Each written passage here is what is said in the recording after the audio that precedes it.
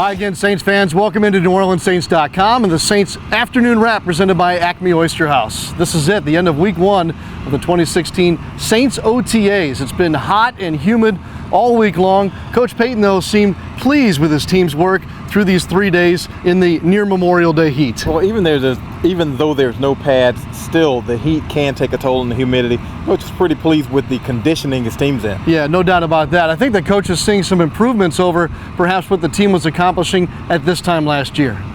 Our tempo overall, in the heat, it's really been fluid.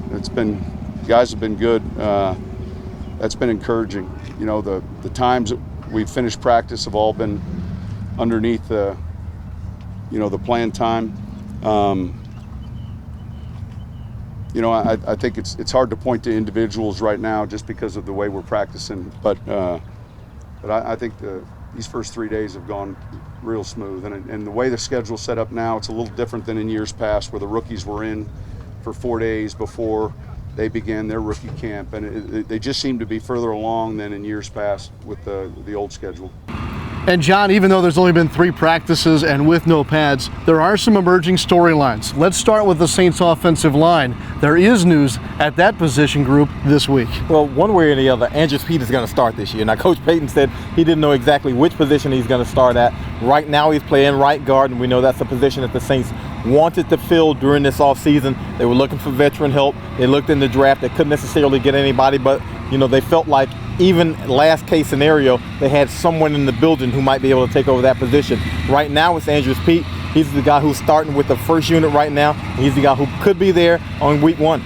Coach Payton also alluded to the fact there could be a guy jumping from the defense to the offense. Caleb Ewells is going to get a look here this offseason as perhaps an offensive lineman. Well, it says a little bit about his athleticism and his intelligence to be able to switch positions. Might have been a little bit of a longer shot to make it on the defensive line because now that depth is improved, but he moves over to the offensive side. He's going to try to play guard. Again, that's a position of need for the Saints.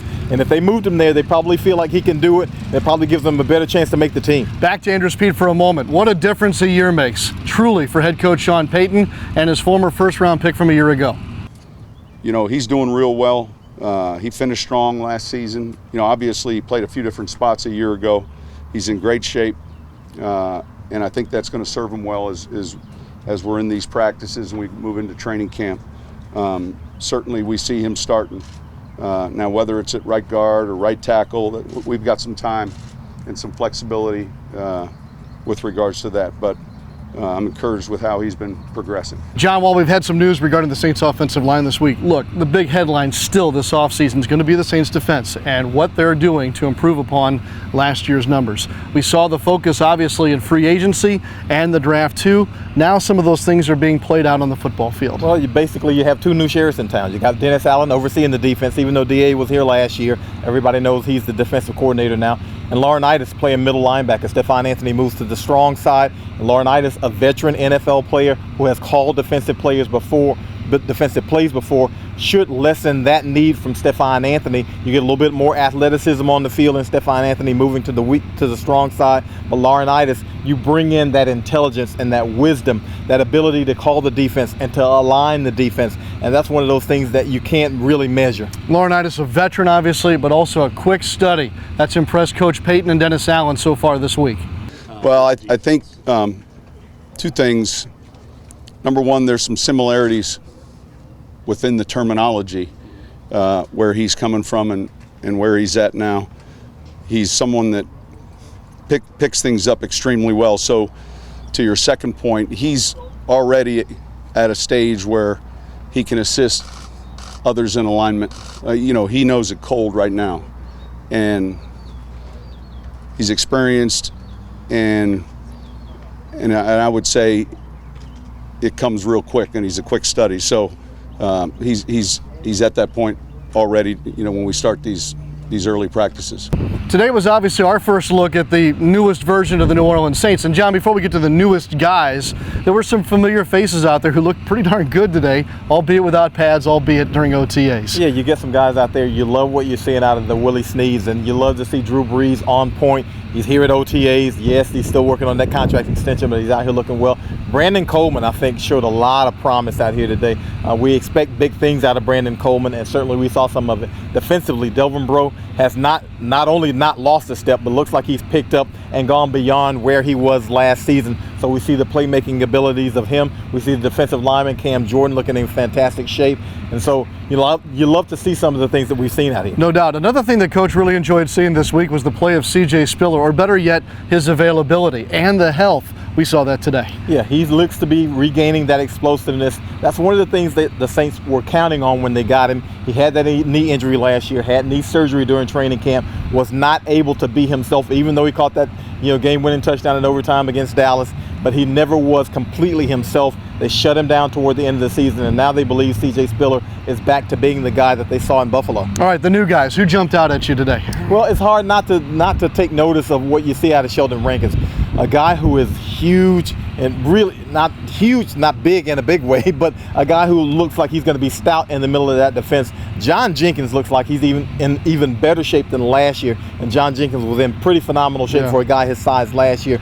Love to see that out of him. Andrews Pete looks like he's lost a whole human being. I mean, he is a svelte guy, if you can be svelte being probably 6'5" and about 330 pounds or so. So love to see what you see out of those guys. They look great. All right. Vaughn Bell ran with the ones quite a bit today. That due to some guys not able to fully go on the defensive side, especially in the secondary.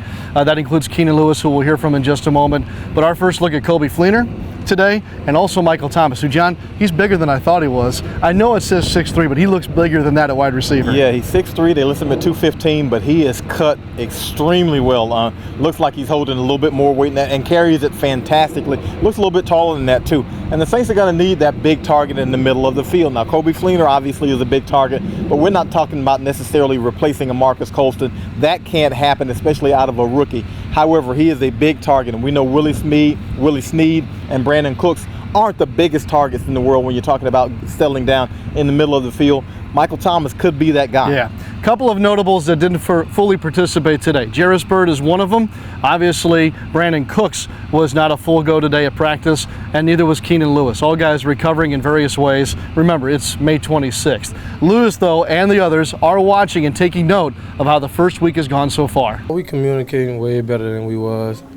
People buying into the scheme, and the younger guys coming in, we helping them get up to speed because we definitely need them. So just to see that, making progress.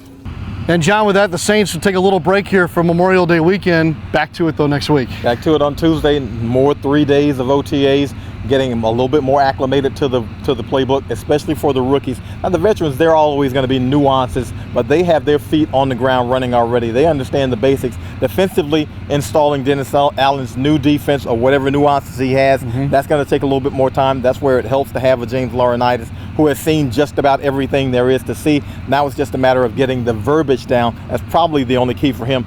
But you get another 3 days of getting into the playbook, another 3 days on the field, and that's where the real learning comes. All right, there's a wrap of week 1 here for Saints OTAs. Week 2, as John mentioned, next week. Tuesday, Wednesday, Thursday. We'll wrap things again on Thursday of next week and see how things progress. In the meantime, go Saints, and everybody have a safe and healthy and happy Memorial Day weekend.